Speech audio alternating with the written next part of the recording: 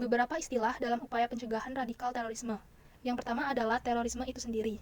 Definisi terorisme: perbuatan yang menggunakan kekerasan atau ancaman kekerasan yang menimbulkan suasana teror atau rasa takut secara meluas yang dapat menimbulkan korban yang bersifat massal dan atau menimbulkan kerusakan atau kehancuran terhadap objek vital yang strategis, lingkungan hidup, fasilitas publik, atau fasilitas internasional dengan motif ideologi politik atau gangguan keamanan. Definisi ini tertuang dalam Undang-Undang Nomor 5 Tahun 2018. Yang kedua adalah radikalisme atau radikal terorisme. Didefinisikan sebagai suatu ideologi atau ide atau gagasan dan paham yang ingin melakukan perubahan pada sistem sosial dan politik dengan menggunakan cara-cara kekerasan atau ekstrim, yang ciri-cirinya antara lain anti Pancasila, anti Undang-Undang Dasar 1945, anti kebinekaan, anti NKRI, serta menyebabkan disintegrasi bangsa. Bibit dari radikalisme ini adalah sikap intoleransi, yaitu orientasi negatif atau penolakan seseorang terhadap hak-hak politik dan sosial dari kelompok yang ia tidak setujui. Strategi pencegahan yang dilakukan BNPT.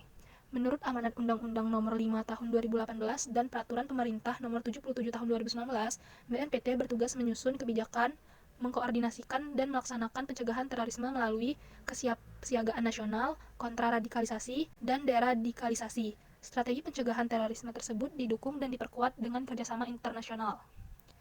Strategi pencegahan yang pertama adalah kesiapsiagaan nasional. Kesiapsiagaan nasional merupakan suatu kondisi siap siaga untuk mengantisipasi terjadinya tindak pidana terorisme melalui proses yang terencana, terpadu, sistematis, dan berkesinambungan. Kesiapsiagaan nasional dilakukan melalui pemberdayaan masyarakat, peningkatan kemampuan aparatur, pelindungan dan peningkatan sarana-prasarana, pengembangan kajian terorisme, serta pemetaan wilayah rawan paham radikal terorisme. Strategi yang kedua merupakan kontraradikalisasi. Kontraradikalisasi merupakan suatu proses yang terencana, terpadu, sistematis, dan berkesinambungan yang dilaksanakan terhadap orang atau kelompok orang yang rentan terpapar paham radikal terorisme yang dimaksudkan untuk menghentikan penyebaran paham radikal terorisme. Kontraradikalisasi dilakukan secara langsung atau tidak langsung melalui kontranarasi, kontrapropaganda, atau kontraideologi.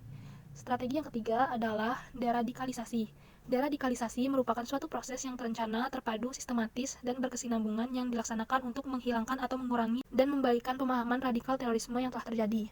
Deradikalisasi dilakukan kepada tersangka, terdakwa, terpidana, narapidana, mantan narapidana terorisme, atau orang atau kelompok orang yang sudah terpapar paham radikal terorisme.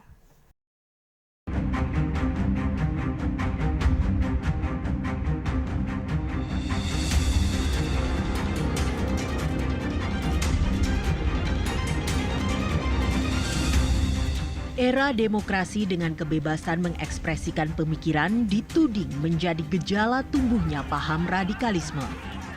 Sang aktor penggerak radikalisme pun seakan mendapat panggung selebrasi.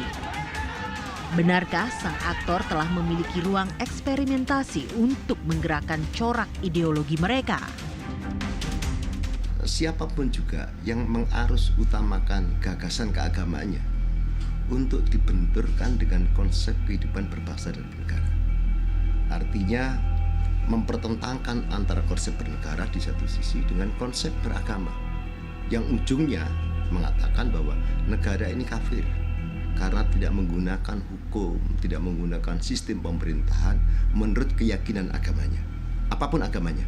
Nah, termasuk kalau umat Islam ada yang berpendapat begitu, maka itu termasuk kategori radikalis dari pengertian dari sisi keagamaan. Radikal memang mengusung maksud perubahan maupun pembaruan secara drastis hingga titik paling akar. Kekerasan secara simbolis maupun fisik pun seakan dihalalkan.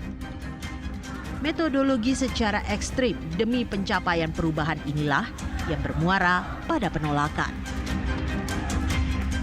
Dengan bahasa singkat saya mau katakan bahwa benih utama dari radikalisme adalah intoleran. Maka hindarkan itu jauh-jauh. Bukan agama kalau menyertakan kekerasan. Jadi mari kita buka ruang toleransi. Benarkah pelibatan massa yang dilabeli atas nama rakyat maupun umat menjadi cerminan janin radikalisme? Apalagi pergerakan massa yang diekspresikan secara emosional dan agresif. Rasionalitas dan ketajaman berpikir dinilai mampu menjadi obat penawar menjaga kebinekaan dan persatuan bangsa.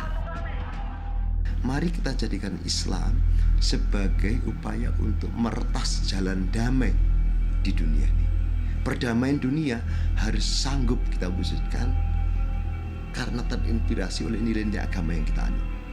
Tapi jangan jadikan agama sebagai bagian dari konflik, apalagi menjadikan agama sebagai konflik, baik di tingkat lokal, nasional, maupun dalam kehidupan global.